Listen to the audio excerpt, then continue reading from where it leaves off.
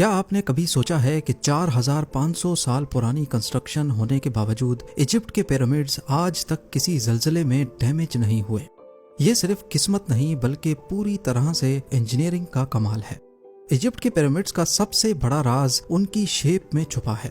Pyramid کی conical shape structure کے وزن کو فاؤنڈیشن پر برابر ڈسٹریبیوٹ کرتی ہے، جس سے ارتھ کوئک کی ویوز ڈسپرس ہو جاتی ہیں اور بلڈنگ کو نقصان نہیں پہنچتا۔ سمپل الفاظ میں، جب ارتھ کوئک کی ویوز پیرامڈ سے ٹکراتی ہیں تو اس کی ٹرائنگولر والز ان ویوز کو انرجی میں کنورٹ کر کے زمین میں ٹرانسفر کر دیتی ہیں۔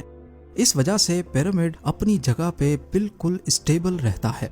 2019 میں یونیورسٹی آف برسٹل کی ایک ریسرچ نے یہ پروف کیا کہ پیرامڈ کا اسٹرکچر ارتھ کوئک ریزسٹنٹ ہے۔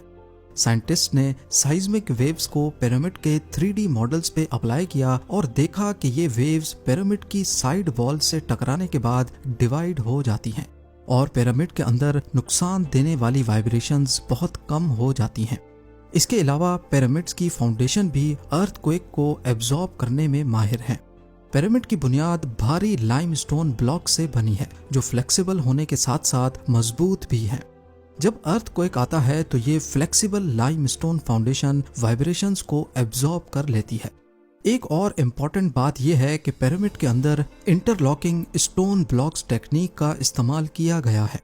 پیرامڈز کے پتھروں کو اس طرح سے رکھا گیا ہے کہ وہ سائزمک وائبریشنز کو ڈسپرس کرتے ہیں اور اسٹرکچر کو اسٹیبل رکھتے ہیں۔ پتھروں کے درمیان کوئی سیمنٹ یا ایڈھیسو نہیں ہے، جس سے پیرامڈ فلیکسیبل اور شاک ایبزاربنگ بن جاتا ہے۔ جاپان میں بھی اس انجینئرنگ ٹیکنیک سے انسپائر ہو کر بلڈنگز کو ارتھ کوئک ریزسٹنٹ بنایا جا رہا ہے۔